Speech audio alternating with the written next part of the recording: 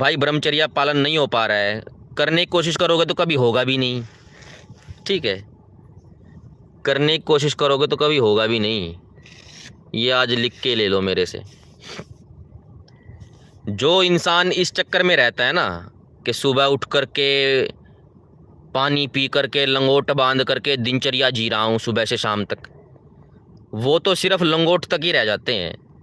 वो कुछ नहीं कर पाते, आगे नहीं बढ़ पाते, किसी भी फिलोसफी में आगे नहीं बढ़ पाते।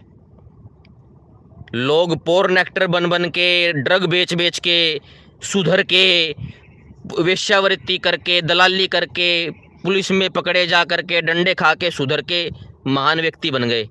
लेकिन जो ये शुरू से ही सुधरे होते हैं ना, बिना किसी बात के, बिना सीखे जो गांठ मार लेते हैं, ये कहीं के नहीं रहते। इनके अंदर फिर स्वर्ग की कामना जागती है कि चलो कोई नहीं, यहाँ तो टाइम निकल गया, ऊपर मिलेंगी अप्सराएं। लोगों ने धर्म बना लिए हूरों के, अप्सराओं के, परियों के, कि ऐसी अप्सरा है थूक दे, थूक। ये पता नहीं कहाँ से इतना थूक में मस्ती ले रहे हैं आदमी कि थूक दे तो खारा समंदर मीठा हो जाए। जस्ट इमेजिन करके देखो कि एक परी है ऐसे कर रही है और तुम वो थूक पी रहे हो। ये सेक्स की दबी हुई वासना नहीं है तो क्या है? वो सारे धर्मगुरु बखान कर रहे हैं, हिंदुओं के भी, मुस्लिमों के भी, ईसाइयों के भी, कि ऊपर मिलेगा बस मजा, मस्ती मजा। ये क्या है? यहाँ पे ब्रह्मचर्या का डंडा बंधवा के ऊपर मिलेगी अप्सरा, ऊपर मिलेगी हूरे। सोच के देखो परमात्मा भी क्या सोचता होगा कि अरे करना है तो वैसे कर ले भाई, क्यों मेरे पास भी बूफे खुलवा रखा है तुमने कि मैं। जस्ट सोच के देखो भगवान क्या कर रहा है। धरती बना दी, आदमी बना दिए, अब वो फिर अलग से लड़कियां बना रहा है स्वर्ग में कि खूबसूरती 1, खूबसूरती 2, खूबसूरती 3, हूर 1, हूर 2, अप्सरा 1, अप्सरा 2। वो अप्सराएं भी पूछती होंगी कि मैं बन तो गई, 12 बजे बन गई, 1 बजे तो सोचती होगी बैठ के, अभी तो स्वर्ग नरक की कामना में लाखों साल बचे हैं। वो हूर या अप्सरा अकेली तो बैठती होगी सुबह शाम, वो सोचती तो होगी क्या बहन चोद मैं सिर्फ सेक्स के लिए बना रखी हूँ क्या? वो परमात्मा से पूछती तो होगी कि मैंने कौन से अच्छे कर्म किए जो मैं डायरेक्ट स्वर्ग में हूँ, और कौन से बुरे कर्म किए कि इनका रिवार्ड हूँ कि आएंगे ये। जस्ट इमेजिन करके देखो वो इन्वायरमेंट। जैसे ये होता है ना मेट्रो स्टेशन, कैसे लोग भागते हैं एकदम से, खासकर तो वैसे ही भागेंगे कि सोच के देखो ईश्वर कह रहा भाई तू स्वर्ग में, वो ईश्वर की तरफ ध्यान भी नहीं देंगे। वो तो सिर्फ ये बताएंगे कि कब ये कहे कि अंदर कमरे में घुस जा। ईश्वर कैसे सोचेगा हैं?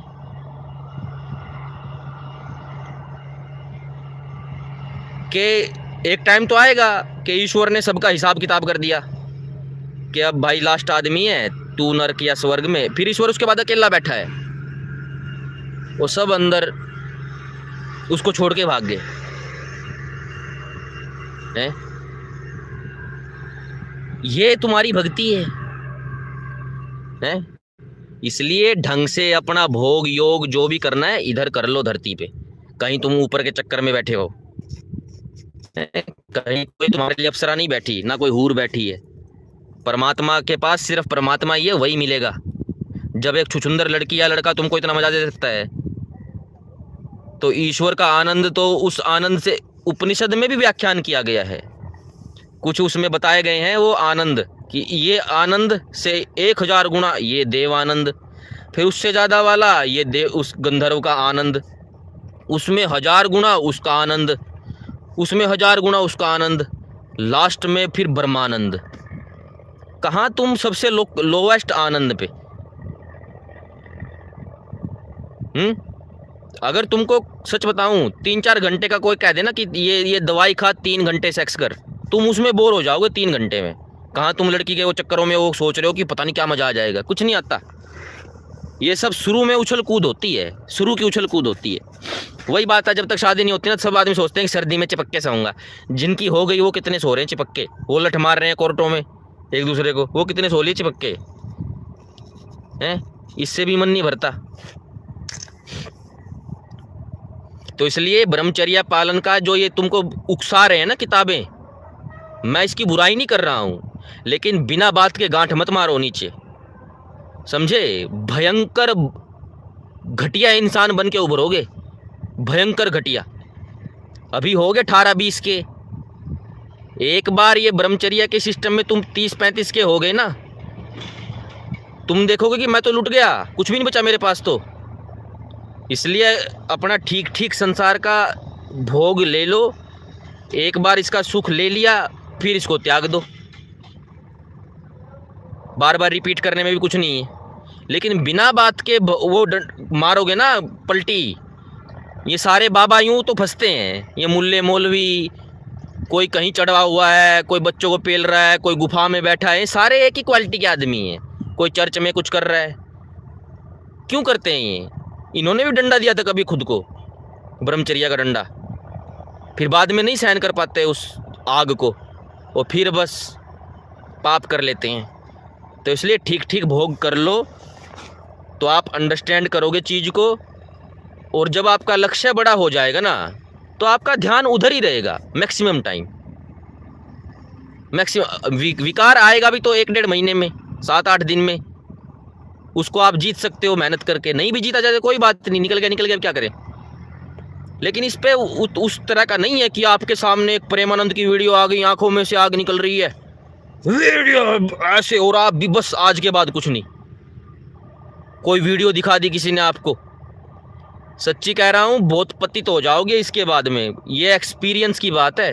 चलो मेरे तो उतना लेवल नहीं गिरा, समझ गया मैं तो चीज़ों में, लेकिन मैं आपको गारंटी लिख के दे रहा हूँ, इस पंगे में मत घुसना, ना तो ब्रह्मचर्या वाले में और ना अति भोग में, ठीक है। अपने आप को ऑब्जर्व कर लो वासना में, कैसे तकिया वो अंडरवियर मोड़ के, तकिया मोड़ के ठोक मार रहे हैं उसमें। अपने आप को एक बार खुद अपनी आंखों से देख लो कि कैसी निरीह कंडीशन में जीते हैं हम लोग। तो एकदम से इस तरह का लेने वाला प्रण कभी मत लो, और मैं तो ये कहता हूँ प्रण कभी मत लो, व्यर्थ के प्रण, क्योंकि ये घटिया काम होते हैं। प्रण तोड़ना गलत काम होता है। वैसे तुम्हारे समाजी हूँ, इन प्रतिज्ञाओं को इस तरह नहीं मानता कि जैसे कि ए भगवान नौकरी लगवा दे, वहाँ चढ़ावा चढ़ाऊँगा, नंगे पैर आऊँगा, लौट के आऊँगा। लेकिन ह्यूमन साइकोलॉजी के अनुसार मैं इस बात को जानता हूँ कि अगर आपने कोई प्रण कर रखा है ना कि हे ईश्वर मेरे को नौकरी दिला दे, नंगे पैर जाऊँगा, और फिर आप हो गए कुछ नास्तिक टाइप के, या फिर आप थोड़ा लॉजिकल हो गए, तो आप सोच रहे हो इससे क्या होगा। अब नहीं होगा, पक्का नहीं होगा। कोई ईश्वर आपका नाश नहीं करेगा कि तूने तो ये, लेकिन जो इंसान की मनोवैज्ञानिक स्थिति होती है ना, उसमें आपको वो प्रतिज्ञा पूरी करनी चाहिए। फिर उसके बाद कर लो कि आगे से मैं कोई प्रतिज्ञाएं नहीं करूंगा। लेकिन अगर आपने भूल चूक में भी कोई इस तरह की छोटी मोटी प्रतिज्ञाएं कर ली है ना, तो उसको व्यर्थ में फिर ऐसे तोड़ना भी गलत हो जाता है ना। तो व्यर्थ में प्रतिज्ञाएं ले लिया तो फिर उसको पूरा करो, ठीक है। नहीं तो फिर जीवन में क्या हो जाएगा, एक आत्म संशय रहेगा सारी जिंदगी कि यार मैं तो कुछ प्रतिज्ञा कुछ कहा था मैंने, मेरे से हुआ नहीं। तो आपने लेट के कही है कि लेट के आऊँगा माता तेरे दर पे, तो जाना पड़ेगा, चाहे तुम नास्तिक हो या ना हो, चाहे तुम कुछ भी हो। चमत्कार तो मैं भी नहीं मानता, लेकिन अगर आपने प्रतिज्ञा ले ली थी तो आपको जाना पड़ेगा उधर नंगा लौट के। तो इसलिए पहले ही व्यर्थ की प्रतिज्ञा ना लो, ले ली है तो पूरा करो। नहीं हो रही है पूरा तो किसी को, अपना गरीब भूखे को दान दक्षिणा दे करके उससे पिंड छुड़ाओ। एक ओसीडी का बदला दूसरी ओसीडी ही है, समझे। नहीं तो फिर आपका जीवन वैसा ही हो जाएगा, 24 घंटे हंसते रहोगे, ही अंदर वही चलेगा कि मैंने वो प्रतिज्ञा की थी, नहीं हुई मुझसे पूरी। और आदमी इतने एरिया में ही दुखी, इतने एरिया में ही सुखी होता है, चाहे तुम घी में लेट लो, समझे। ये एरिया है सुखी और दुख का, अंदर खोपड़ा, वहाँ सुखी तो सब जगह सुखी, वहाँ दुखी तो सब जगह दुखी। चाहे तुम सोने में लेट लो, चाहे पैसों के बैग में बोरी बंधवा के ऊपर से गांठ के पानी में कूद जाओ, उधर भी दुखी हो। तो इसलिए व्यर्थ में ये डंडे मत दो। पहले तो ये हिसाब रखो कि हाँ मुझे शादी ब्याह बच्चे करने हैं तो अपना 20-22 की उम्र में अपने कैरियर पे और अपनी छोकरे पे ध्यान दे लो। कहीं तुम सोचो कि कैरियर बनाऊंगा फिर मैं अपने लिए लड़की लाऊंगा, फिर आप तो क्या हो, पैसे आ गए तो कौन नहीं आपके पीछे जुड़ना चाहेगा। लेकिन आपको पता नहीं है वो भाड़े के टट्टू हैं। तो इसलिए अपने संघर्ष के मार्ग में अपनी नौकरी अपनी छोकरी खुद ही देख लेना। यहाँ संयम करना कर सकते हो तो, नहीं तो रहने देना। कहीं तुम सोचो कि अब मैं जीत गया हूँ, मम्मी लाएगी मेरे लिए बेस्ट वाइफ। मम्मी को नहीं पता आलू का भी, समझे। वो बचपन से आलू खरीद रही है, हर बार उसको ठग जाता है, 2 आलू खराब दे देता है वो सब्जी वाला। उसको नहीं पता कुछ भी, उसने नहीं देखा घर के पिछवाड़ा भी कैसा होता है। वो नहीं गई कहीं भी, मायके से घर, घर से मायके। कहाँ तुम उस पर जिम्मेदारी डाल रहे हो। ठीक है, फिर फिरोगे कोर्टों में। तुम्हारी मम्मी भी ऐसे हंडोड़ा बनी और तुम्हारा बाप भी। तो इसलिए अपनी बुद्धि परिपक्व करो और जीवन में ये सिस्टम रखो कि मेरे लिए कोई मैंडेटरी नहीं है कि शादी करूं या ना करूं। बस मैं नाक है, पेट है, खा रहा हूं, सांस ले रहा हूं और अपना काम कर रहा हूं। दिन बीतते जा रहे हैं, क्या दिक्कत है। थोड़े काम है क्या देश में करने को, साफ सफाई कर लो। देश का उस लेवल का बंटाधार है, आप इसमें कहीं भी कुछ कर सकते हो। इतना सा पेट है आपका। और इस समय तो युवाओं को अनमैरिड रहने की सबसे ज़्यादा जरूरत है। 160 करोड़ हो गए तुम, 160 करोड़। तुम अगर टट्टी करके क्या बोलते हैं इसको, टिश्यू पेपर भी यूज़ करने लग जाओ, जंगल यूं खत्म होंगे। वो शिवाजी जब बोस में जैसे वो सड़क बनती है ना नई नई, कि शिवाजी बोस चल रहा है, डेवलपमेंट चल रहा है, ऐसे पेड़ खत्म होंगे अगर तुम टिश्यू पेपर भी यूज करने लग जाओ। इतने हैं हम, कहाँ से अरावली बचेगी। करोड़ों बच्चे एकदम घर की डिमांड करेंगे। आज जो बच्चा पैदा हुआ 20 साल बाद उसकी शादी होगी, वो अलग भी होगा, उसका घर भी बनाना पड़ेगा। कहाँ बनेगा, कहाँ से आएगा रोड ईंट पत्थर बजरी कोरसेंट चुना। तो अरावली कटेगी। अरावली मतलब पहाड़। हिमालय कटेगा, हिमालय फटेगा। फिर सोनम वांगचुक वहाँ पे बैठेगा धरना देके।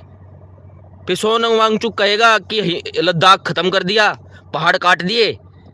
फिर सोनम वांगचुक को पकड़ेगी सरकार कि आजा बेटा। अब क्या करे सरकार। सरकार को अगर सरकार ये कहेगी नहीं मिलेगा चूना पत्थर, नहीं मिलेंगी ईंट, फिर हम सरकारी गुद्दी पकड़ लेंगे कि हमारी बेसिक रोटी कपड़ा मकान नहीं मिलेगा। क्या गवर्नमेंट हमें ऐसा करेगी क्या। तो फिर गवर्नमेंट क्या कहेगी, वो फुंगशुक वांगड़ू बैठा है उधर, वो नहीं काटने दे रहा लद्दाख। क्या करे, दोनों जगह पिस गए ना, सरकार भी और हम भी। प्रकृति वहां तक तुम्हें दे पाती है कि तुम ठीक ठीक रह लो। 160 करोड़ को यार कौन भर देगा, कौन पेट भर देगा 160 का और हम पेट भरना नहीं चाहते, हम तो अपनी पेटी भरना चाहते हैं। वो महात्मा गांधी ने कहा था कि हमारे पास पेट भरने के लिए तो है, पेटी भरने के लिए नहीं है। यहाँ पे तो सब पेटी भर रहे हैं अपनी, जिसको देखो मौका मिलते चाट ले जा रहा है सिस्टम। जवानी में क्रांतिकारी, सरकारी नौकरी लगते ही घूसखोरी। वही आदमी क्रांतिकारी था, वही घूसखोरी कर रहा है, क्योंकि उसकी क्रांति भी फ्रॉड थी। ये ऐसा हो गया भारत। आपको अपरिग्रहवादी होना पड़ेगा। योग के अष्टांग मार्ग के 8 मार्गों में से यम नियम में एक अपरिग्रह भी है कि ज़्यादा की डिमांड नहीं रखनी और अपना जीवन ढंग के मार्ग में लगाओ। वही ब्रह्मचर्य है। कहाँ तुम गांठ मार के बैठे हो। जवान आदमी हो तो लड़कियों से भी मिलो। ये थोड़ी ना कि तुम लड़कियों से दूर रह करके आंखें चुरा के देश का डेवलपमेंट या देश की एकता या देश की उन्नति कर लोगे। ये काम सन्यासियों के होते हैं, तुम्हारे नहीं है। ठीक है। और जानबूझ के सन्यासी बनना और सन्यासी का भोगी बनना दोनों पाप हैं। तुमको किसी ने नहीं कहा, इसलिए हमारे यहाँ पे संस्कार होता है। सन्यासी बनते हो उसका भी संस्कार होता है कि अब तूने खुद कहा है, अब इस पे फोकस कर, सन्यास पे। नहीं तो तुम्हें कोई मैंडेटरी नहीं कर रहा है। जवान आदमी हो तो लड़कियों से मिलो, बातें करो, उनको भी मंशा जानो, वो क्या चाहती हैं, उनसे आइडियाज़ लो, मिलो। महान रास्ते पे महान लड़कियां मिलती हैं, तुम्हें मिल जाए अपने हक की तो उससे संबंध बना लो, संबंधी तो शादी होता है, सिंपल बात है। अगर तुम लायक हो तो ऑटोमेटिक संबंध बन जाएगा, और नहीं लायक हो तो तुम चाहे 700 फेरे ले लो, सर फोड़ लोगे एक दूसरे का। सर तो छोटी बात है, मार दोगे एक दूसरे को। लड़कियां भी अब पैक कर रही हैं ठीक है, लड़के तो प्राचीन काल से पैक करते आ रहे हैं लड़कियों को, तो लड़के भी पैकिंग हो रहे हैं, लड़कियों भी, क्योंकि फेरों से कुछ नहीं होता। और वही बात है, लाइसेंस ले लिया तुमने पैसे देके, तुम्हें चलाना आता नहीं वाहन, तो लाइसेंस से तुम्हें बाइक थोड़ी ना आ जाएगी, गाड़ी थोड़ी ना आ जाएगी, एरोप्लेन थोड़ी ना आ जाएगा। अब मेरे को कोई एरोप्लेन का वो दे दे लाइसेंस यहाँ बैठे बैठे, मुझे तो ये भी नहीं पता कि उसमें चाबी लगती है बटन से, कहाँ से स्टार्ट होता है वो।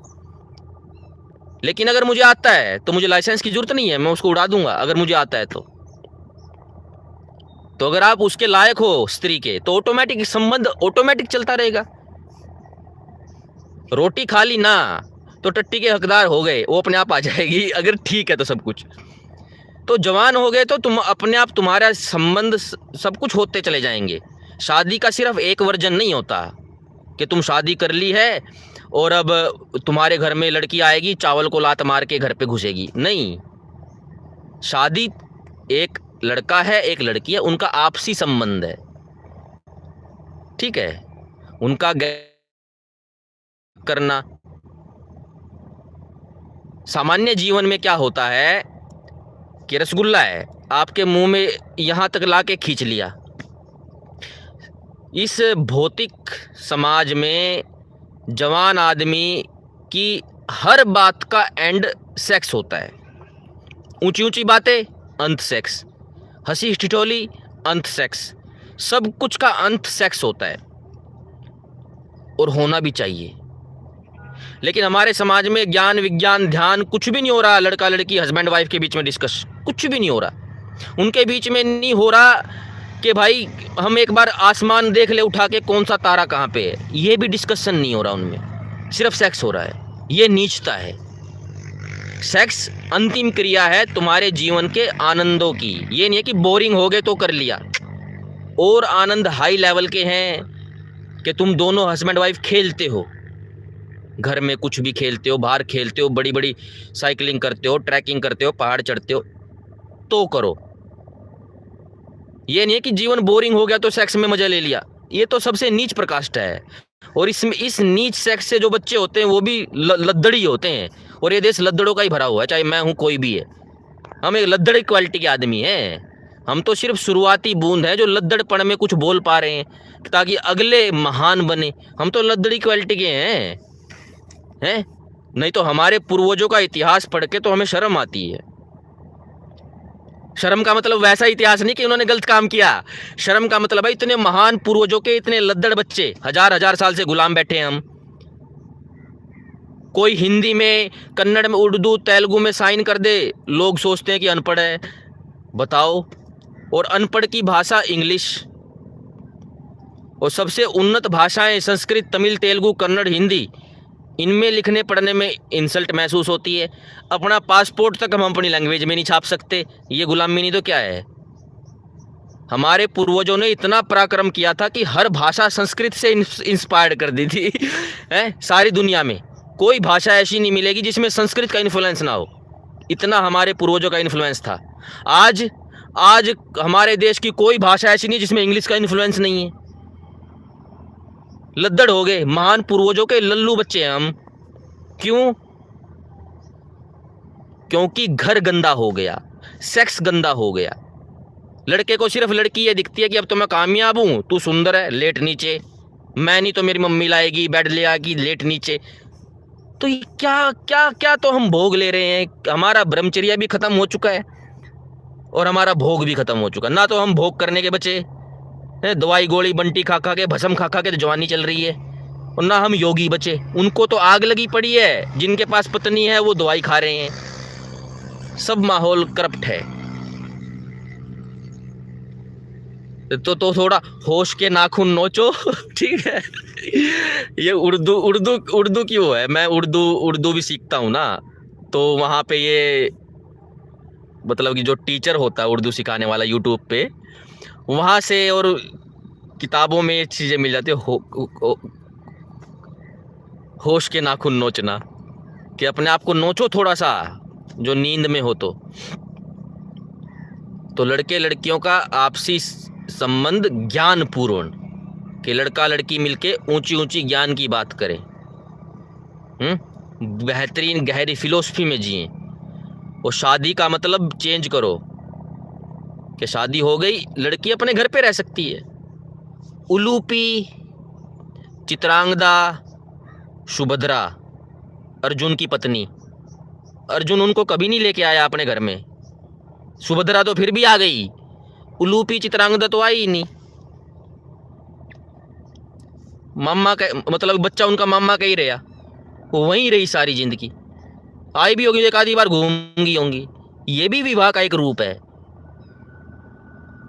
और अब तो बिल्कुल जरूरत है हमको, लड़का लड़की के बीच में संबंध हो और दूरी भी हो। अब तो नजदीकी हमको नाश कर रही है।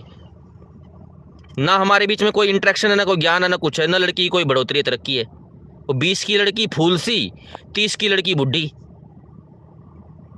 वैष्णो माता पे भी खच्चर पे बैठ के चढ़ रही है। 30 साल की लड़कियां, 30 साल के, 25 साल के लड़के, ऐसे डोले वाले लड़के खच्चर पे बैठे हैं।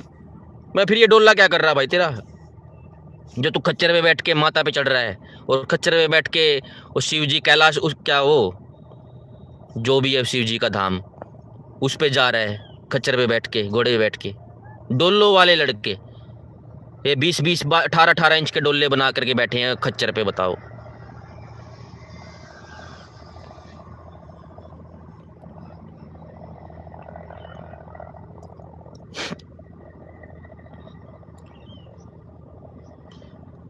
तो अपना एक्सपोजर बढ़ाओ, अपने वजूद को एक्सेप्ट करो। अपने आप को इंडियन विंडियन मत कहा करो, अपने आप को कहा करो भारतीय, आर्यवर्तीय। इन शब्दों का संबंध बनाओ। कहीं बाहर जाओ या कोई इंडिया में कोई अंग्रेज तुम्हें दिख जाए, ठीक है, तो कोई भी पूछे कहाँ से हो, तो उसको बोलो भारत। उसको समझ में नहीं आएगा तो उसको बोलो कि आप इंडिया को जानते हो। बोला हाँ, उसका नाम हमारे साइड से भारत है, जिसको आप इंडिया कहते हो। नैरेटिव चेंज करने पड़ते हैं, रात रात में कुछ नहीं होता। और आपको एक बात और क्लियर करनी पड़ती है कि मेरे जिंदगी कुछ नहीं होएगा। अपने लेवल पे नैरेटिव क्रिएट करने पड़ते हैं।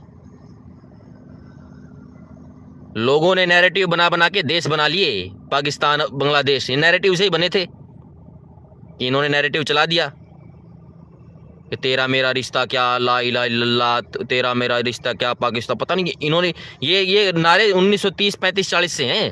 वो देश बना के पूरा, किसी ने कमरे में बैठ के नारा दिया था, उठ गया नारा। तो सबसे पहले तो अपने आप को स्वतंत्र करो, अपने रंग रूप पे गर्व करो कि हम ब्राउन हैं, बेस्ट है। यानी कि कोई तुम्हें कहे ना काला ब्राउनी, तो रंग भेद मत माना करो। अभी कल की परसों की बात है, एक लड़की मर गई बेचारी, उसको किसी ने कह दिया काली काली, तू क्या बनेगी डॉक्टर, वो फांसी खा गई, मर गई। जो कह रहा था वो तो चूतिया था ही, सुनने वाली के मन में भी हीन भावना थी, उसका मन भी गोरा होने का था, तभी तो मर गई। कि गोरा तो हो ना जाए कभी, तो मर गई बेचारी। इससे बेहतर रंग क्या होगा भारत का। धूप में धूप नहीं दिक्कत देती, सर्दी में सर्दी दिक्कत नहीं देती है ना। तुम्हें धूप में चश्मे लगाने की जरूरत है, ना सनस्क्रीन लगाने की जरूरत है, ना चश्मे पहनने की जरूरत है धूप में। ये अंग्रेज जो नीली नीली आंखों वाले होते हैं, इनको चश्मे मुसीबत में लगाने पड़ते हैं, ये फैशन में नहीं लगाते। क्यों ऐसे करके चश्मे लगा लूंगा, आंखें जल जाती हैं इनकी धूप में, वो इनका रेटिना ऐसा ही होता है, कॉर्निया। तो इस चीज़ पे घमंड होना चाहिए, स्वाभिमान होना चाहिए अपनी भाषा पे। एक तो अपने हस्ताक्षर चेंज करो, बैंक में हस्ताक्षर चेंज करो, अपने हिंदी में लेके आओ, लड़ो थोड़ा सा, यहीं से शुरुआत होती है। कहीं तुम सोचो कि ऐसे, मैं तो हिंदी में करता हूँ, मेरी तरफ भी देखते हैं, क्योंकि उनको पता है कि ये पढ़ा लिखा आदमी, आसपास वाले उनको पता तो है पढ़ा लिखा, ये हिंदी में क्यों कर रहा है। तो हिंदी में ही किया करो, जैसे जो भी आपकी मूल भाषा है। कर्नाटक के तो कन्नड़ में करो, हमारी ही भाषाएं हैं, कन्नड़ वन्नड़ तमिल तेलुगु सब हमारी ही भाषाएं हैं।